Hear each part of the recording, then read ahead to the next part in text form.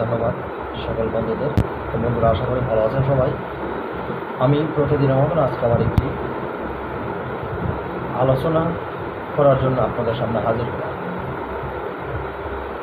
সর্বপ্রথম আমি আপনাদের সাথে কিছু একটা কথা বলবো। দয়া করে যারা আমাকে ভালোবাসেন বা যারা আমাকে চিনেন, আমার কথা আবার একটু বোঝার চেষ্টা করবেন। আমার কথা না বুঝে না শুনে কেউ অকারণে কোনো মন্তব্য করবেন না। আপনার ভেতরে যদি বিন্দুমাত্র জ্ঞান থেকে থাকে, আপনি আমার কথা বোঝার চেষ্টা করবেন। আর আপনার ভিতরে যদি আত্ম অহংকার থাকে, আপনি যদি মনুষ্যত্ববোধ আপনার ভিতরে না থাকে, তা আপনি আমার কথা বুঝতে পারবেন না। সর্বপ্রথম বলে নিলাম। কেন বললাম জানেন? বর্তমান মানুষের ভিতরে পাপে জর্জরিত হয়ে গেছে। মানুষ খুঁজে লিবাস, মানুষ খুঁজে কি লিবাস। মানুষ ভালো জিনিস খুঁজে না, ভালো কর্ম খুঁজে না। যেখানে দেখবে, আমি আমার থেকে বলতেছি কথাগুলি, আমি কাউকে ফরওয়ার্ড করি, কথাবার্তা বলি না, বাস্তব যেটা সেটাই বলি। আপনি আমার চ্যানেল সাবস্ক্রাইব করবেন কি করবেন না আপনার ব্যাপার, কিন্তু আমাকে নিয়ে যারা টানাটানি করেন, আমাকে নিয়ে যারা বাজে মন্তব্য করেন, আমি তাদেরকে বলছি, কোন সাধন ভজন করেন, কার সাধন ভজন করেন? ঈমান কি জানেন? ঈমান কাকে বলে বুঝেন? আপনাদের মতন মূর্খরা বুঝবেন আমার কথা। যারা আমাকে নিয়ে মন্তব্য করেন, ওই সমস্ত অন্ধরা বুঝবেন আমার কথা। যারা আমাকে নিয়ে মন্তব্য করে, ওই সমস্ত পাপিষ্টরা বুঝবেন আমার কথা, যাদের জন্মের পরিচয় ঠিক নেই। মানুষ হওয়ার চেষ্টা করেন, মানুষ হওয়ার চেষ্টা করেন। মানুষ হইতে হলে আগে একটা নিজের একটা মনুষ্যত্ব বোধ আছে, সেটাকে জাগ্রত করতে হয়।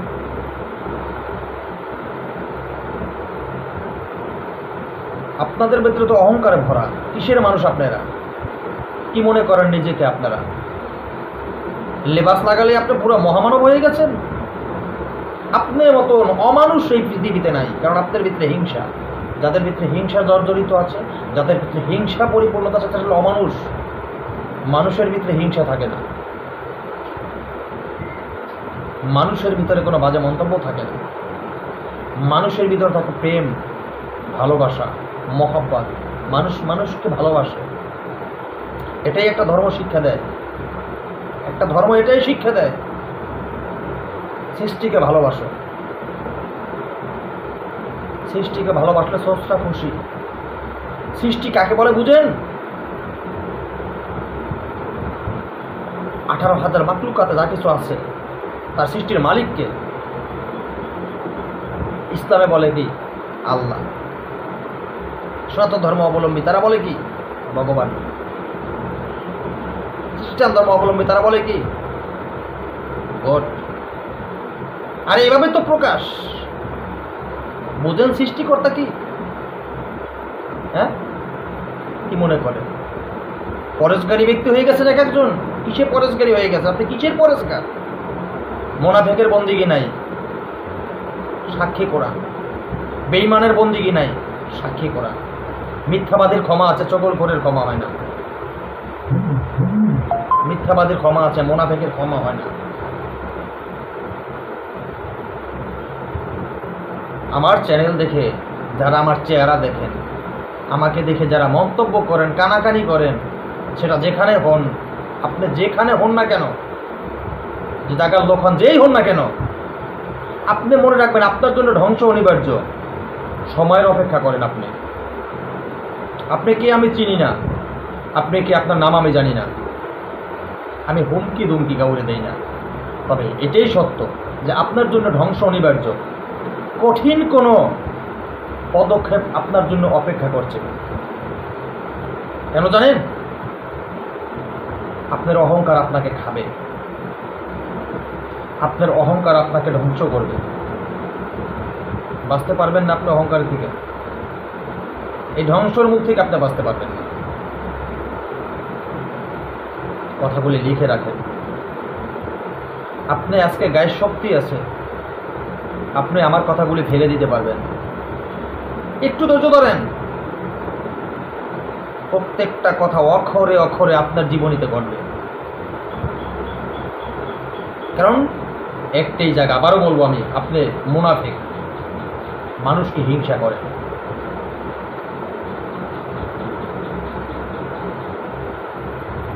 কোন মুনাফিক যদি কোনো মানুষকে হিংসা করে, সে ভালো থাকতে পারে না, কোনোদিন ভালো থাকতে পারে না।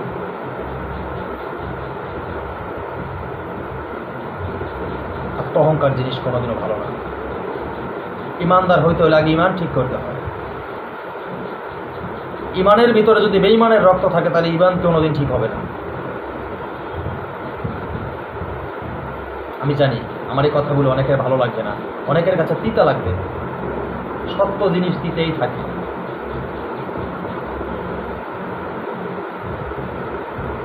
এই মুনাফিকেরা, মানুষ বাঁচানো হলো পৃথিবীতে সবচেয়ে বড় কাজ।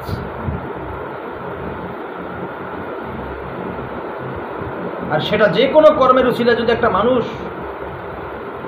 বিপদের থেকে বাঁচে, একটা রোগ থেকে মুক্তি পায়, একটা মুসিবত থেকে মুক্তি পায়, সেটা কি অপরাধ? সেটা কি অন্যায়?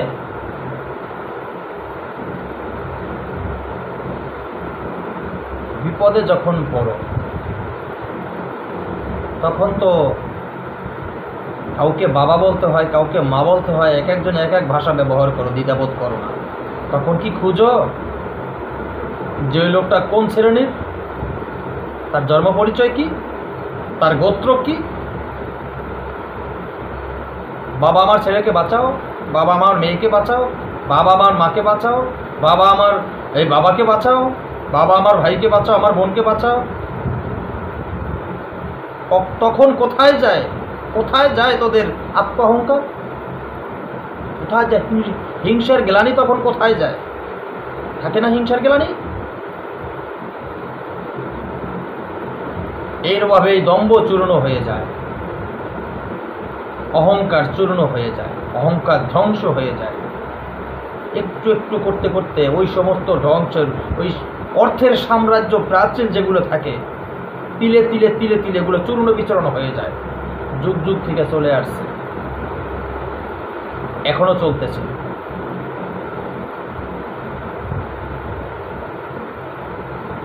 পৃথিবী যতদিন আছে ততদিন চলবে।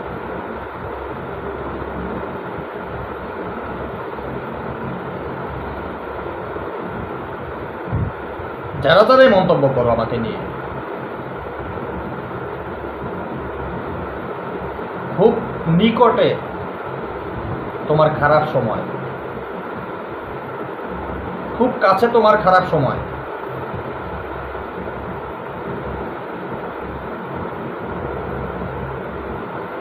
সুন্দরভাবে মাথায় রাখো।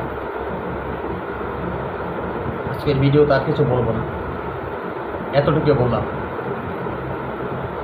যদি কারো কিছু বলা থাকে কমেন্টে লিখে যেও, চেষ্টা করবো আমি তোমার কমেন্টের জবাব দেওয়ার মতো। কারণ তোমার মতন অমানুষ আমি নই, তোমার মতো মুনাফিক আমি নই। আমি কাউকে নিয়ে পিছনে মন্তব্য করি না। আমাকে নিয়ে যারা মন্তব্য করে তারা প্রত্যেকটা মুনাফিক, তারা প্রত্যেকটা কাপুরুষ।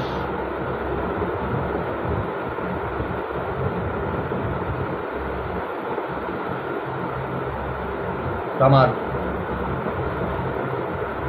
দর্শক বন্ধু যারা আছেন, আমার সাবস্ক্রাইবার যারা আছেন, এমনকি আমার নূতন ভিউয়ার্স বা পুরান যারা আছেন না কেন, প্রত্যেকের কাছে আমি ক্ষমা চেয়ে নিলাম আজকের এই কথা বলার জন্য।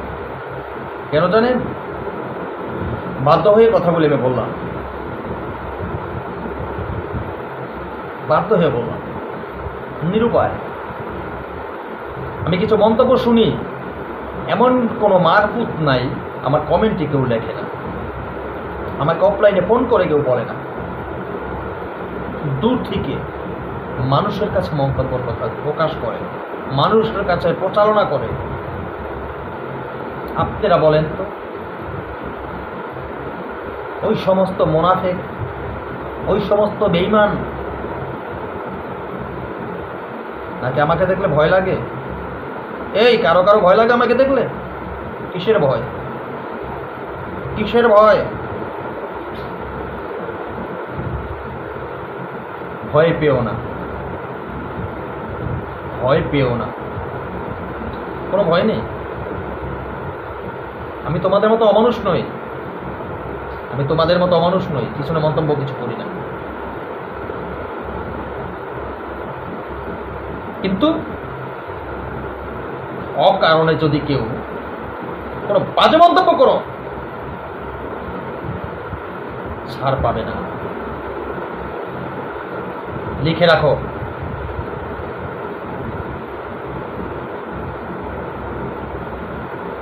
তো বন্ধুরা, যারাই আপনারা যেখান থেকেই আমার এই ভিডিওটা দেখবেন, আবারও আমি সকলের কাছে জোর হাতে ক্ষমা চেয়ে নিচ্ছি। আমি সবার উদ্দেশ্যে কথাগুলি বলিনি।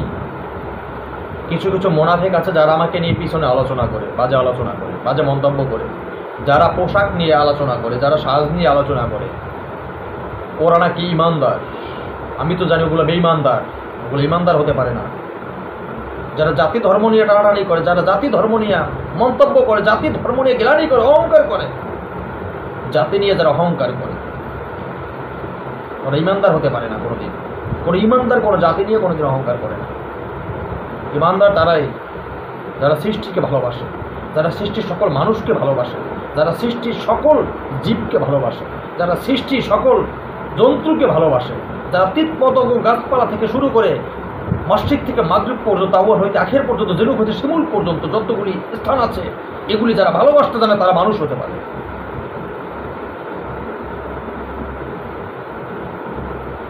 বিছানায় পিঠ লাগিয়ে বালিশের সাথে মাথা দিয়ে নিজেকে চিন্তা করো, কতগুলি অপরাধ জীবনে করছো, কতগুলি খারাপ কর্ম জীবনে করছো। তুমি কিসের ইমানদার? আজকে লেবাস পরে বয়ান দিয়ে মানুষকে বুঝানো শুরু করছো। কি বুঝাইবা তুমি? তুমি তো নিজেই চোর।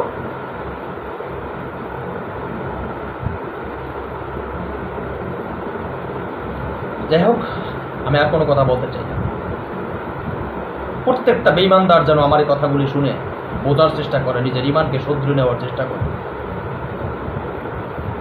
ধন্যবাদ। আজকের মতো এখানেই শেষ করছি। আমার কথার মন্তব্য যা যা কিছু কমেন্টে লিখেছি, যদি বাপের বেটা বাপের বেটি হয়ে থাকে তাহলে আলোচনা করো না। রোস্টটা বেশি ভালো না। রোস্ট কাকে বলে জানো? নজরে পড়া। নজরে পড়লে হয় কি জানো? মহাকালের নজরে পড়লে কিছু থাকে না, ধ্বংস হয়ে যায় তিলে তিলে, একবারে ধ্বংস হয় না।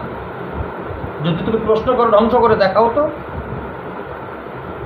একবারে ধ্বংস হয় না, তিলে তিলে ধ্বংস হবে। এমন ভাবে ধ্বংস হবে যা তুমি বুঝতেই পারবে না যে তোমাকে মহাকাল খাচ্ছে, তোমার বংশ সহ মহাকাল নিচ্ছে, খাচ্ছে।